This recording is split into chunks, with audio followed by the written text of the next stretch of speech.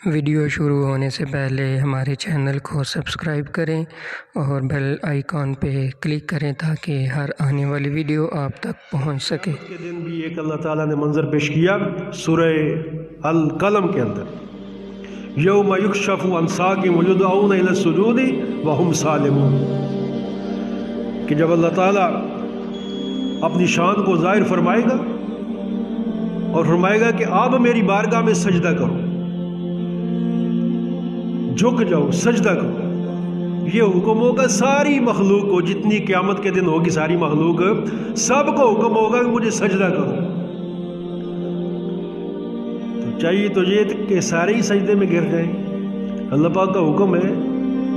اب یہاں تو نماز پڑھتے ہیں کہ جناب یہ ہے کہ سامنے دیوار نظر آ رہی ہے مسجد کی اور منہ طرف کعبہ شریف ہے اور وہاں اللہ تعالیٰ کی اپنی ذات موجود ہے اور حکم ہے کہ مجھے سجدہ کرو، سارے سجدے میں گر جائیں۔ سارے کوشش کریں گے سجدہ کرنے کی، پر وہاں سجدہ وہ کرے گا جو دنیا میں سجدہ کرتا رہا،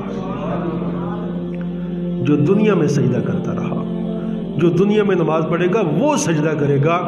باقی جو ہیں ان کی کمر تانبے کی بن جائے گی، اس طرح اکڑ جائے گی، کوشش کریں گے کہ رکوع کریں، سجدہ کریں، لیکن وہ کمر جو تانبے کی بن جائے گی، لوہے کی بن جائے گی۔ آپ ذرا خود اپنے دل سے پوچھیں کہ کتنی شرمندگی ہوگی کہ اللہ پاک کی ذات سامنے ہے اور اللہ پاک کا حکم ہے مجھے سجدہ کرو، اور بندہ سجدہ نہیں کر رہا، اس کی کمر جو ہے وہ لوہے کی بن گئی۔ کتنی شرمندگی ہے اس دن۔ اور کون سا بہانہ ہے بندے کے پاس، جناب میرے پاس یہ بہانہ تھا، کون سا بہانہ کر سکتے ہو؟ حضرت امام حسین رضی اللہ تعالیٰ عنہ میدان کربلا کے اندر پورا جسم چھلنی ہے، پورا جسم چھلنی ہے، جسم کا ایک پورے کے برابر بھی حصہ ایسا نہیں کہ جو سلامت ہو، اور گھوڑے سے نیچے گر رہے ہیں، زخموں سے چور چور ہیں، خون سارا بہہ چکا ہے، اور سجدہ اور ادھر گر رہے ہیں اور ادھر اللہ پاک کو سجدہ کر رہے ہیں، اور حالت نماز کے اندر ان کے سر کو کاٹا جا رہا ہے۔ کیا اس سے بڑا بندہ بھی کوئی مجبور ہے کائنات کے اندر؟ اپنا وطن بھی نہ ہو، بھوک اور پیاس بھی 3 دن کی ہو، آنکھوں کے سامنے بچے بھی، بانجے بھی، بھتیجے بھی شہید ہو چکے ہو، اپنے خود ہاتھوں سے سارے لاشیں اٹھائے ہو۔ ایک لاش اٹھانے کے بعد بندہ ثابت نہیں رہتا، ایک لاش اٹھانے کے بعد، وہ بھی بیگانی نہیں، اپنی لاش کوئی قریبی، ساری لاشیں اپنے ہاتھوں سے اٹھائی، میدان کارزار دیکھا ہو، آخری وقت ہو، تو اس وقت بھی اللہ کی بارگاہ میں سجدہ کر رہے ہیں۔ بتائیں اس سے بڑا بندہ کو مجبور ہے کائنات کے اندر؟ میری اور آپ کی کون سی مجبوری ہے جناب؟ میں اور آپ کون سا بہانہ کر سکتے ہیں؟ کوئی بہانہ ہے ہمارے پاس؟ کوئی بہانہ نہیں۔ اس لیے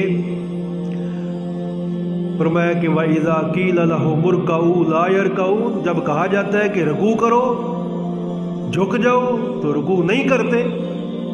تو پھر کیا ہے؟ وَيْلٌ يَوْمَئِذٍ لِّلْمُكَذِّبِينَ، فرمایا خرابی ہے ایسے لوگوں کے لیے جو جھٹلانے والے ہیں۔ اور اس سورت کے اندر، سورہ المرسلات کے اندر، جو 29ویں پارے کی آخری سورت ہے، آپ بھی جا کر پڑھیں، کئی بار یہ آیت آئی ہے، ہر آیت کے بعد، ہر 2 آیتوں کے بعد وَيْلٌ يَوْمَئِذٍ لِّلْمُكَذِّبِينَ۔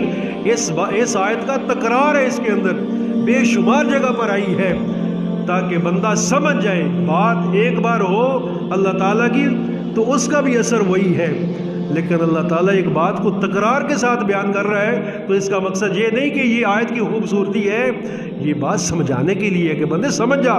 بات تو ایک بار بھی ہوتی ہے، لیکن اگر تمہیں 50 بار بات کہی جائے تو پھر بھی سمجھ نہ آئے تو کتنا بیوقوف آدمی۔ اللہ تعالیٰ مجھے اور آپ سب کو نماز پنجگانہ کی توفیق عطا فرمائے، اور قبر کے اندر، حشر کے اندر سرخرو ہونے کی توفیق عطا